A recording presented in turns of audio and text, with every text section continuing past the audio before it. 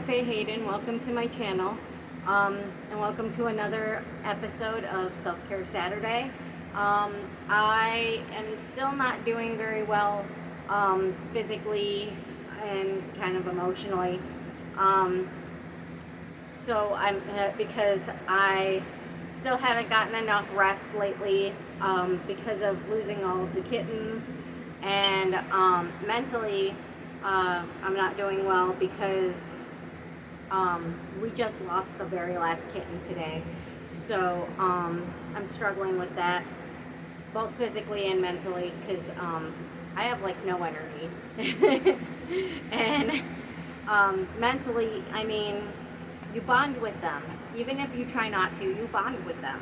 And it's really hard. And then you see how hard it is on the mommies, you know, how much they're hurting, and watching them hurts you, and it's just hard.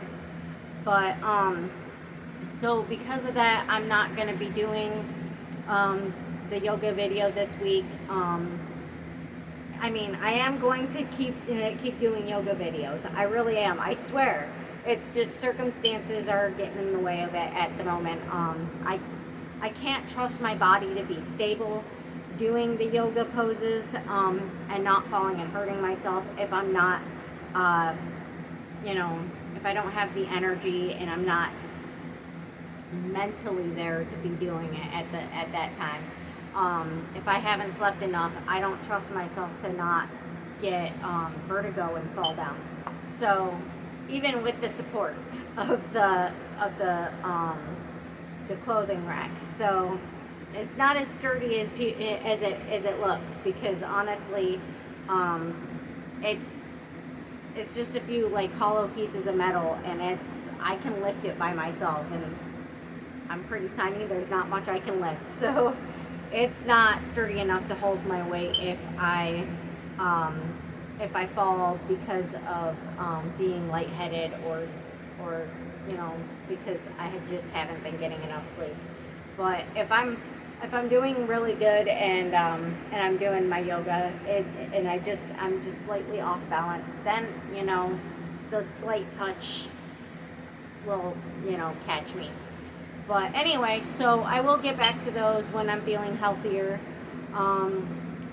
But today I'm going to go back to the book and read some more from the book.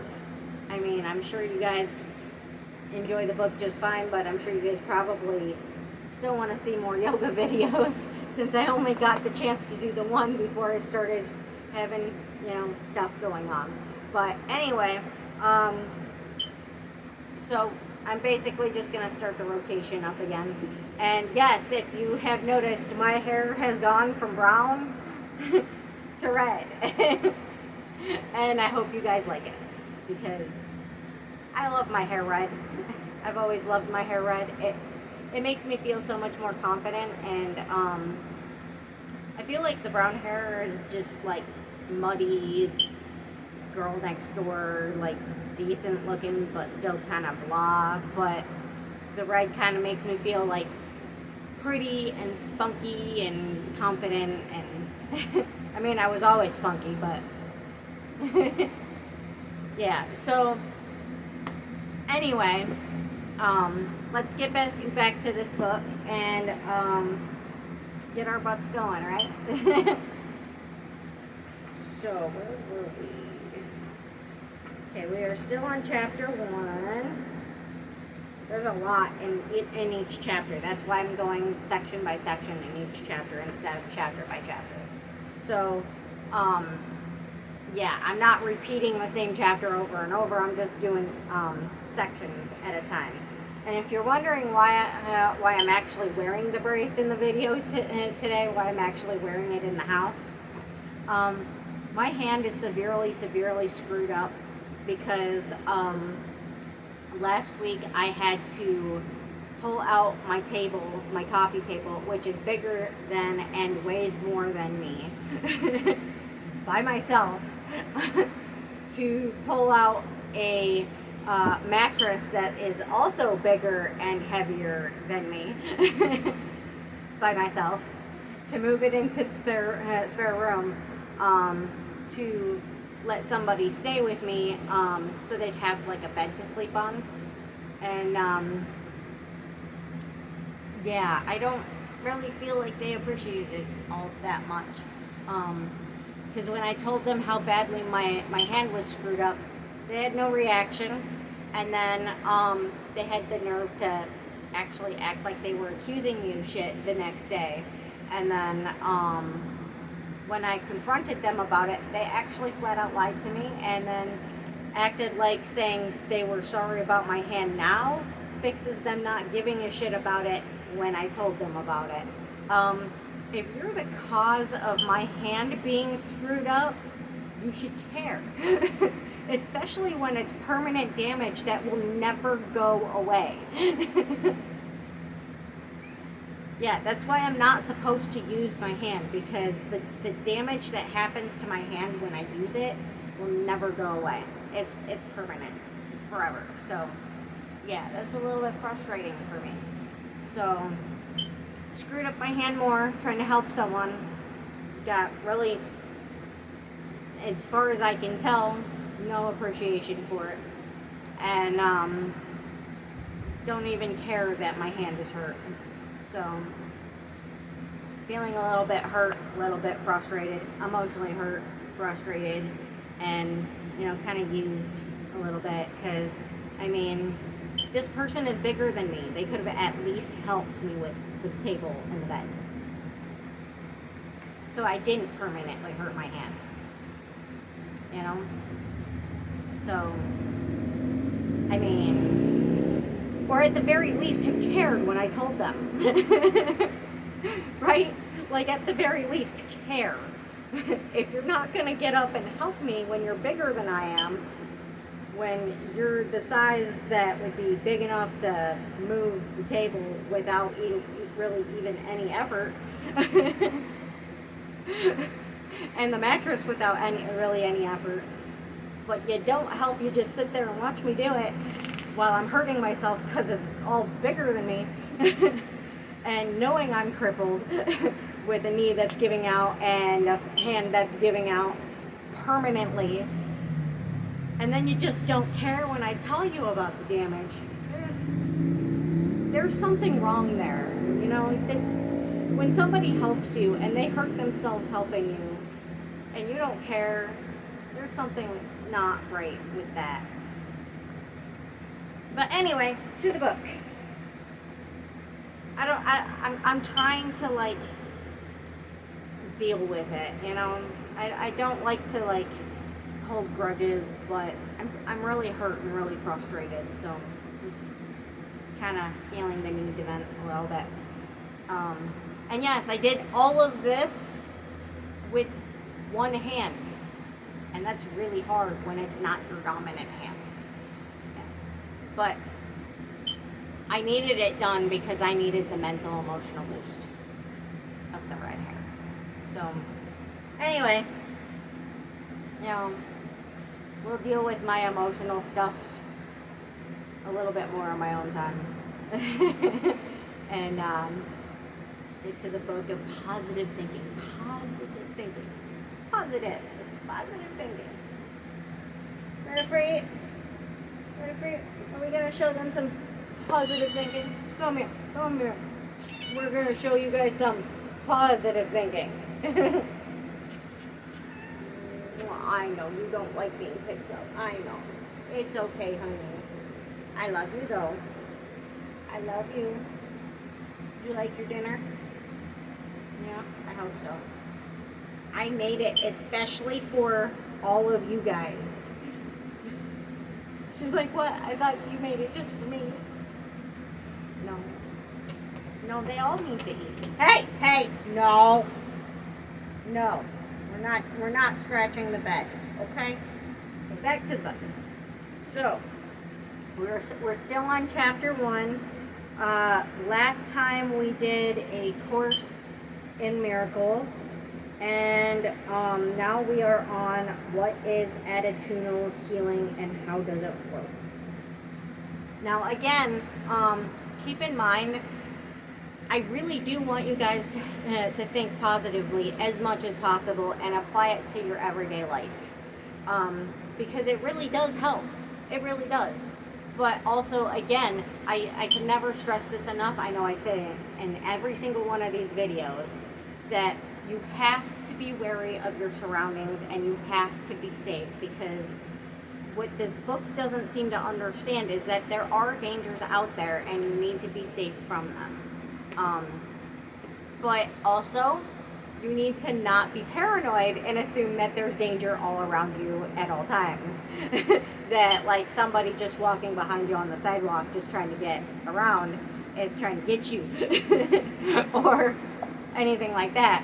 But if somebody is walking on the sidewalk behind you really, really close and really does have that aura of intent to do something to you, then you want to be safe. You want to, like, keep your guard up and do your best to, you know, be as safe as possible in that situation, or whatever situation.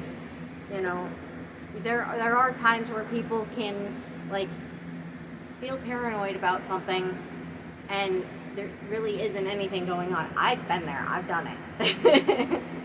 I do my best not to do it anymore.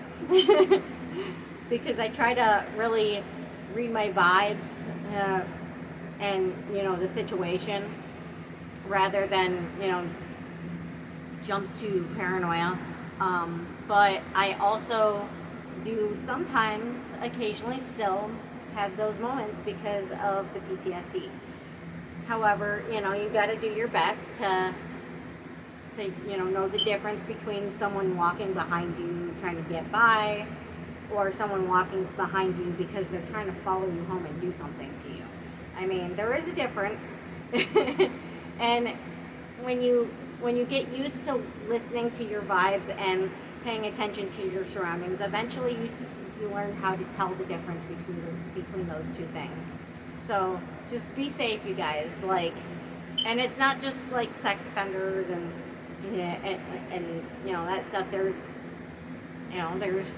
people out there who murder people. There's people out there who try to manipulate you or steal from you.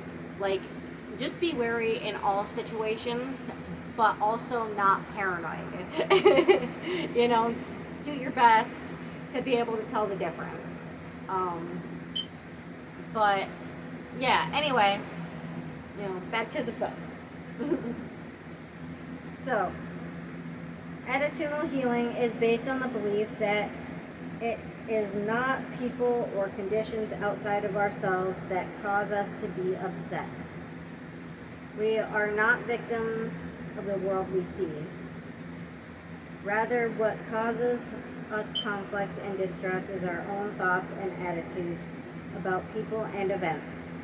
Further, we are not only responsible for our own thoughts, we are responsible for the feelings we experience, and through exploring these feelings, we can eventually heal them. Attitudinal healing involves correcting our misperceptions and removing the inner obstacles to experiencing peace. This begins with having a willingness to find another way to look at the world, at life, and at death, to have peace of mind as our only goal, and the willingness to forgive as our main function. It is discovering the value we have placed on holding on to grievances, blaming others, or condemning ourselves, then making new choices to no longer find value in them.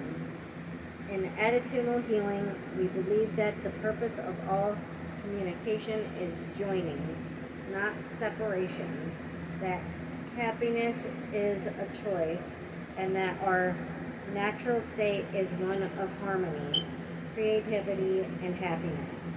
We create a disharmony and unhappiness we experience because of the attitudes we hold in our minds. The separation we experience in our lives comes from projecting these thoughts and feelings into people and events outside us.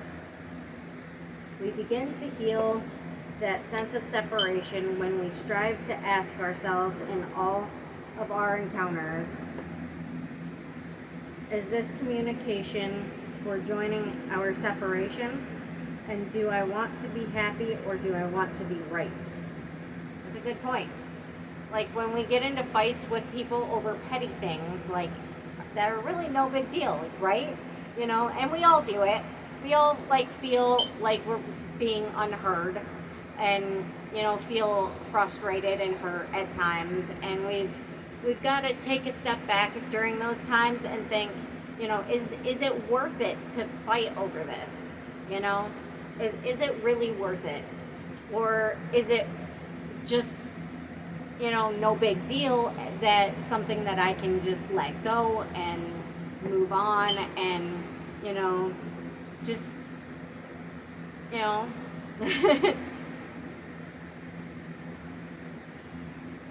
we just need to do our best in small situations to know when to just let it go, just step back and, you know, ask ourselves, do we want to be the one in the right? Do we want to be the one that wins? Or do we want everybody to win? Do we want everybody to be right? Do we want to just, you know, get along, you know? Because the way I see it most of the time, unless it's a very serious situation, like, you know, someone following me home trying to do something to me. Unless it's a situation like that, or something equally as bad, you know, like someone trying to break in my door, or someone trying to manipulate me, or someone trying to steal from me. Unless it's a situation like that, you know, where it's just, you know, a miscommunication, or a debate, or you know, something like that. When it's something small, I don't want to fight. You know, most of the time I'm just like, I'd really rather not. I don't care who wins. I think we should both win by us not fighting about it. Because it's not worth it to me. It's not worth the stress. It's not worth the drama. It's not worth, you know, possibly losing somebody that I care about over something small and petty that really could just be set aside and just be like whatever, you know. So usually when I'm frustrated about something small, you know, usually I just take a step back and check myself and think, is it worth it? Do I want to start a fight over this? Do I really want to win an argument? Do I really want to be the one that's right? Usually not. I mean, because what do I really get out of it in the end? Nothing. Nothing I get out of it. Just being upset. But if I let it go and I just wait until the situation has passed and then talk about, you know, it or something else later, then, you know, it kind of just, you know, stays what it's supposed to be, something little and no big deal. And, you know, then you can just move on and, you know, keep, you know, the happiness and the peace in your life and the happiness and the peace in your relationships, whatever those relationships may be. So it is really important to just, when it's something small and it's not a safety issue, to just take a step back and think and really, really look at the situation and decide whether or not if it's worth fighting for or fighting over. Usually it's not. I mean, if you really think about it, usually a petty, small, itty-bitty argument over something stupid usually isn't worth the time or the energy or the effort or the stress. So, I mean, again, you know, the positive thinking, this is what that's about, you know, the petty stuff, the little stuff, to move away from the stress of everyday little things, you know, that we all deal with and we all have frustration. Hi, sweet Callie. So, I mean, those are the things that we need to think positive more about so we can better deal with situations in our relationships, in our daily lives. So anyway, back to the book. Hi, I need the book, thank you. Attitudinal healing is a retraining of the mind and an opening of the heart, removing whatever blocks love's presence, whatever blocks love's presence. It leads to freedom rather than bondage. Not that kind of bondage. Okay? Lindsay? Not that kind of bondage. Heidi, if you're watching. All my other friends, you're watching, y'all with the dirty minds. Not that kind of bondage. But anyway, attitudinal healing is about teaching and demonstrating love, not fear, in both our professional and personal lives.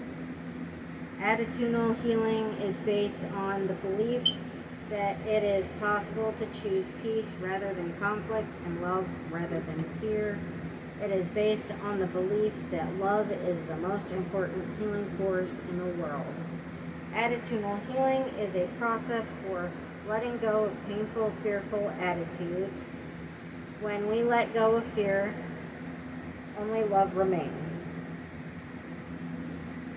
As we begin to apply these principles throughout our lives, we find it helpful to think of health as inner peace and healing as the process of letting go of fear. This process is based on the premise that each instant provides us with a new opportunity to re-examine our lives and to once again choose what it is we want to experience: love, fear, peace, or conflict. The term attitudinal healing came into being when we started the first Center for Attitudinal Healing in Tiburon, California. I don't know if I pronounced that right. I probably didn't. I was born in California, but I don't know every city or town that's in California. So this isn't a California place that I don't know. So if I pronounced it wrong, I'm sorry. I tried. In 1975. So, yeah. Happy thoughts. Happy thoughts and positivity. I feel pretty. I don't know. Let me know in the comments what you guys think. Do I look pretty? Do I look like an old, fat version of Ariel? or like a fat version of Jessica Rabbit.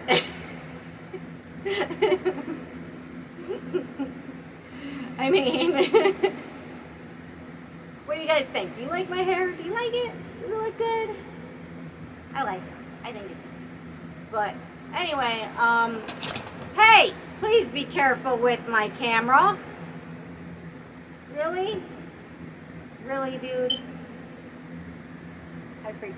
Hi, Ash. How you? Hey, just pets. Hey! Stop being mean. Jeez. You don't need to be mean.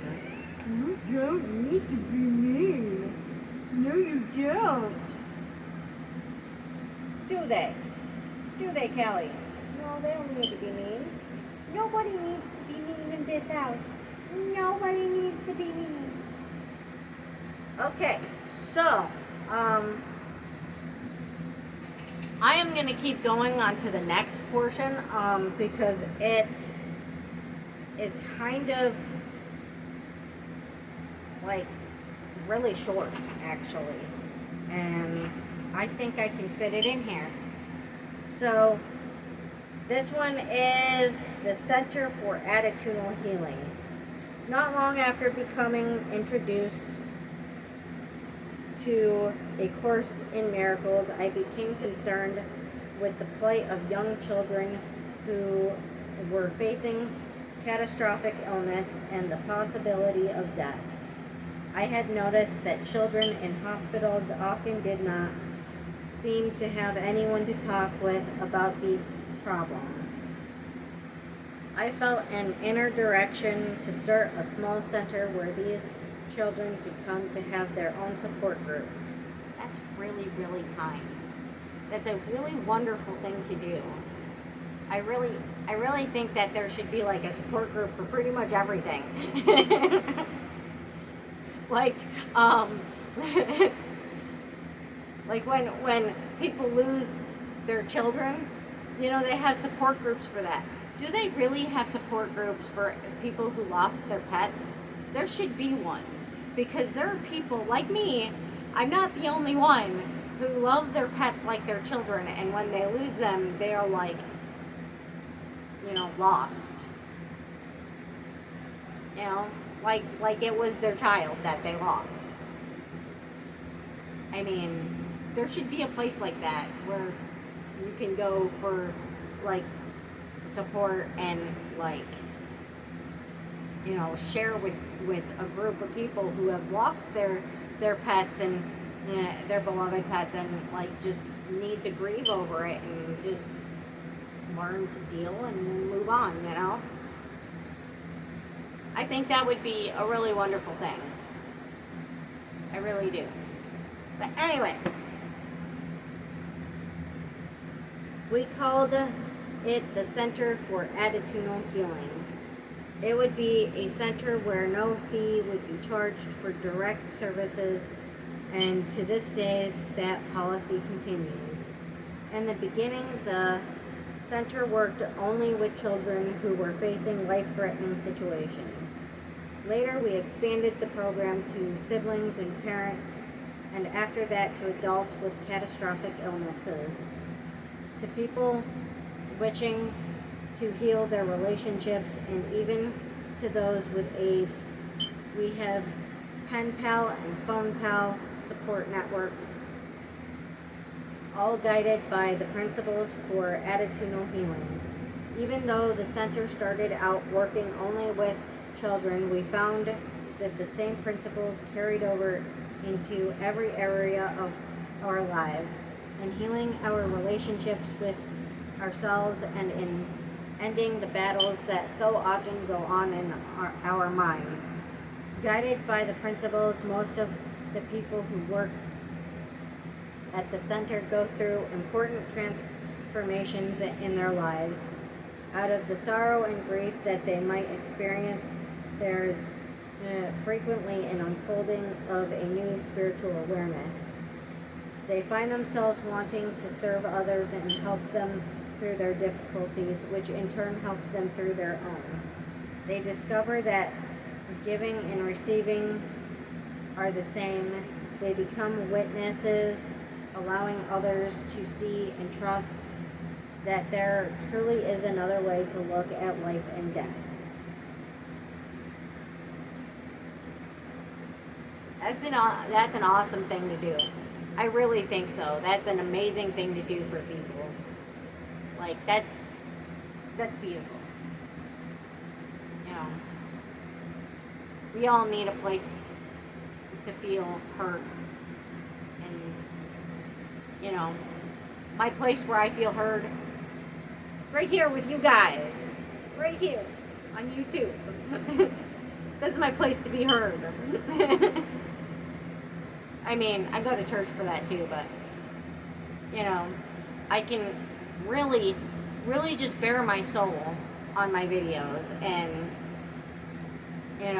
that's why my videos are so long, because like I just need venting and to get shit out when I'm dealing with shit. I need it just as much as I need to do the videos for the happiness that the fidget toys bring me and the peace that the self-care videos give me. I also need it for the venting and to tell you guys about my day, because or my week even, because I have Sam to share that with. I have a few friends to share that with, but I don't have a lot of people in my life. I really don't. So I try to make sure that my subs kind of feel like my family, because, I don't have a lot of people in my life, so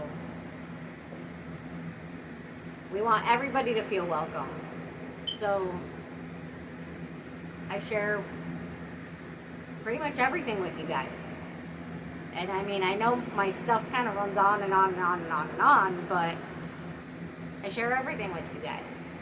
Just like I share everything with Sam, because he's my person. He's my man. He's the man I love, and my one, and my everything. I don't know what I'd do without him. So, I mean,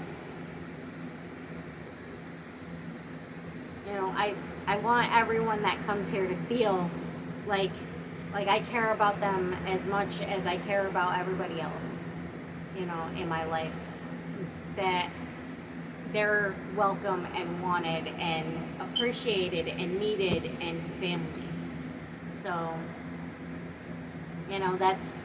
that's part of why I put so much of myself into these videos, and not just the fidgets and the self-care stuff, but everything that I'm dealing with on a weekly basis. I try to make sure you guys know. I mean, I know they run on, and a lot of people don't want to watch that, but some of you, when you watch it, me talk about my week, some of you feel like maybe you might be able to relate, or maybe I'm just letting you in and letting you see part of my soul and part of my heart and, part of my life. So, yeah, that's why I vent so much in my videos, because I want you guys to know that I care about you guys, and I want you guys to know that, you are kind of family to me, because where would my channel be without you guys, right? So, anyway, I am going to put the book away, and we are going to pull out the cards, because we got to do the cards. Hi, buddy. Hey, Sweet Ash.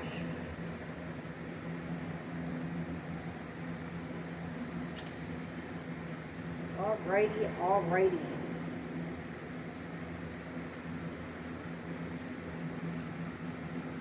What is our card today? It says,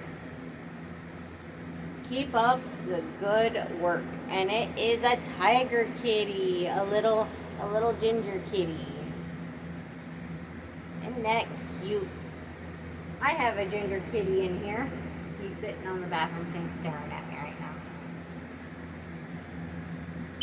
Hi, Simba. I actually have 2 more ginger kitties, but they're over at their daddy's house. Simba is here because he was kind of born here, and I was concerned about bringing other cats over there after many of them went missing, and then there was a bear trap incident and the gunshot incident with Ash. So I'm concerned about safety, not in the yard, but if they leave the yard. So, so I haven't brought more cats over there since. The original intent was to bring the rest of the boys there when they were ready, like when they were old enough. But I'm to the point now where I'm afraid to bring them over unless I'm there, going over there permanently too.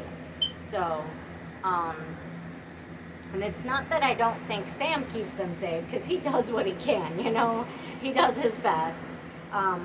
I mean, I don't know why they'd want to leave, because they're super spoiled and getting kind of fat. So, but yeah, that's why the boys that are here are kind of here, because